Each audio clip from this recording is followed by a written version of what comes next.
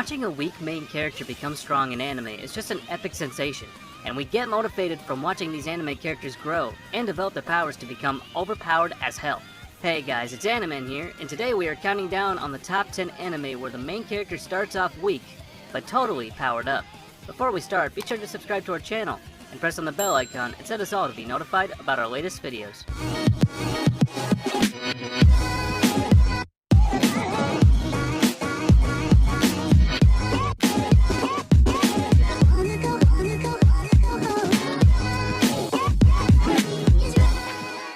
At number 10, we have Taboo Tattoo. So what is Taboo Tattoo? Its story follows a middle school boy who, after saving a mysterious stranger, he receives a tattoo that is actually a powerful weapon. Then he gets involved in a war between two sides. This anime is good, but what bores me is that the main character doesn't use his power to kill. I mean, it's bland as fuck. And also justice?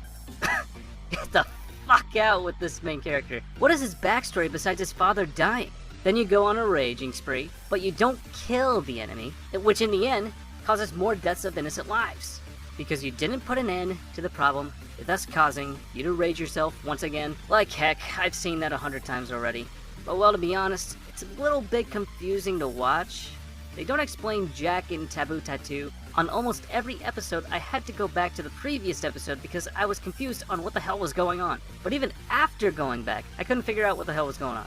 It moves too fast and doesn't elaborate very well. If they went back and redid it like Fullmetal Alchemist, I would be much happier with the result. At number 9, we have Ultimate Muscle. Mantaro Kiniku is the 59th prince of planet Kiniku and son of the renowned wrestler King Suguru.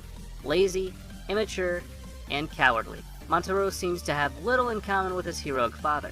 When a powerful group calling themselves the DMP threatens the Earth, only someone as powerful as Kiniku stands a chance against them. Not knowing the current whereabouts of the king, a plan is formed to have his son, Mantaro, take up the mantle. The idea of fighting supervillains does not sit well with Mantaro, who, initially, runs away from his duty. He flees to Earth where he encounters Meat, his father's old trainer. Despite Mantaro's shortcomings, Meat sees King Suguru in him, and believes he can set the prince on the right path. Thus begins Mantaro's journey to better himself and save the world. Well, this is a wrestling anime with superpowers, so you can also call it WWE in the anime world. At number 8, we have Dead Man Wonderland. Our story involves around Ganta, a typical middle school kid who is framed for the murder of his classmates, who were really killed by what he refers to as the Red Man. He gets sent to a private prison known as Dead Man Wonderland, which is more like a gladiator holding place than a prison.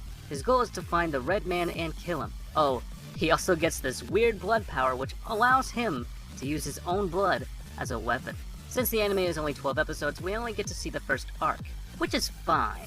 In terms of plot, we don't get to see the start of the main storyline. The first half of the anime is getting introduced to Dead Man Wonderland, and the second half, Ganta teams up with Owl.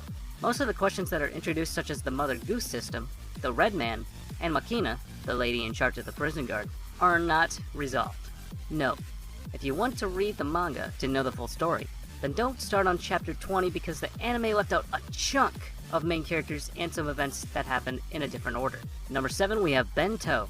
Satoyo is just a normal teenager who likes video games. He wakes up on the floor of the grocery store not remembering what had led him there. He finds out though, a girl who was in the store was beaten up because of the war games where students fight to get half-price bento. Interested, Satoyo joins in and tries to become a wolf, or a top fighter. What I like about the story is that it is very funny and overdone in a good way. Like the first season of Baka to Test, and Satoyo isn't one of those characters who is a loser that would take the whole season just to win just one fight, and the actual fights are really cool. There's a mass of people punching and kicking each other and getting severe injuries over bento. And I like how this is a whole system of ranks and special names for the top fighters. I don't even understand why I enjoy this anime so much, but I can't help smiling and getting excited, rooting for the characters. It's very, very funny, and I don't get bored at it at all. At number 6, we have Tales of the Abyss. Luke has a life many would love to have. He is the only son of a duke. His uncle is the king of his country, and Luke's fiancée is actually the daughter of that king. However, one day, his life changes when he meets a mysterious young woman named Ter. Luke learns about the world and embarks on a quest to make things right. But being a hero is not an easy task. Many heroes are betrayed and achieve nothing. What will Luke learn about the world, and will he be able to save it? Tales of the Abyss is worth your attention because it manages to deviate from the expected formula often enough to surprise the viewer. To begin with, the very beginning of the series is nothing but cliches, and this might even make you think of giving up on the series. However, Tales of series is great for a reason. After some time, the main protagonist of the series changes, and he changes so much that you might even think that you are watching some other series. After that, let's say Luke becomes the new person, and he also changes the whole series, so it becomes interesting to watch. At number 5, we have Tokyo Ghoul. The main character of the story is Kaneki Ken, an ordinary college student, and his life changes when he meets Riza at the cafe he frequents with his college friend Hide. Little did he know that she is actually a ghoul, a carnivorous species only able to feed on humans and even other ghouls.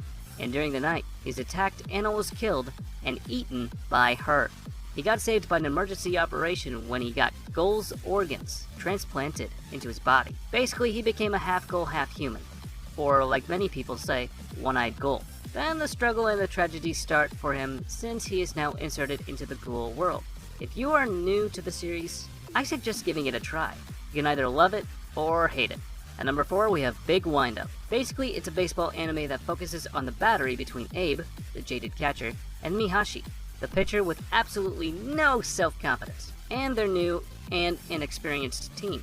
It seems like we're going to see the team grow over the course of the show, as well as, hopefully, Mihashi's confidence and social skills. Well, I am not a huge fan of sports anime, but this one catches my eye because of the main character. He is a sissy, pansy, a wuss, a pushover, a chicken. Don't get me wrong, I see the need for these types of characters as much as anyone else there to provoke the viewers, to make us feel sorry for him, to make us angry with him when he's acting annoyingly much like a sissy. That's fine. That's good to screenplay and character interaction. It makes for good entertainment value in most cases. So give it a try, and you will not get bored. At number 3, we have Yona of the Dawn. The story is about 3 childhood friends who have grown up. 1, a young princess named Yona. 2nd, a young man who later becomes the bodyguard of Yona and a general in the army, Hak. And a handsome man named Su-won, who Yona is madly in love with. Yona has arguments with her father, the king, about Su-won and her desire to marry him, but her father rejects the idea while Hak encourages it. On the night of her 16th birthday, she goes to her father to try and convince him one more time to let her marry Su-won. She finds that her father had been assassinated, and the only one in the room other than her and her now dead father was her lover, Su-won. Now on the run, Hak and Yona must escape the forces of her old kingdom and find a way to take down their former childhood friend. This is a pretty enjoyable anime. It has its serious moments, but also has incredible humor mixed in to lighten the mood most times. This is a great anime for those into drama, action, and adventure. I've been waiting for the 2nd season for a long time. At number 2, we have The Rising of the Shield Hero. How could we not put this one on the list? Iwatani Naofumi, a run-of-the-mill otaku, finds a book in the library that summons him to another world. He is tasked with joining the sword, spear, and bow as one of the 4 cardinal heroes and fighting the waves of catastrophe as the shield hero. Excited by the prospect of a grand adventure, Naofumi sets off with his party. However, merely a few days later, he is betrayed and loses all of his money, dignity, and respect. Unable to trust anyone anymore, he employs a slave named Raftalia and takes on the waves and the world. But will he really find a way to overturn this desperate situation? I have watched tons of anime in my life, especially the isekai genre, but this anime is my favorite. Every protagonist who are in this anime, they are all lovable, and they all have a great design. But I love Naofumi the most because he isn't a cliche isekai main character. I just love this anime so much. And in number 1, we have Puella Magi Madoka Magica. It's a magical girl series by definition that for quite some time I've been avoiding because frilly clothes and magic wands is not something a young adult should be watching, or so I believe. But after completing it, I felt fortunate and privileged that I tried it. Rarely is a series that can be considered a game changer, at least in my viewing experience, as it convinced me that the magical girl genre can still be enjoyable by young adults like me. The end result is that I'm willing to watch more of this kind of animated works from the past and the future. Trust me, just watch this anime and it will change your mind about magical girls with the anime genre. This is not your typical happy-like kind magical anime. It's an anime that you will love more than all the anime given in the list. And with that is our today's top 10 list. I hope you all enjoyed the video. Don't forget to like, share, and definitely don't forget to subscribe.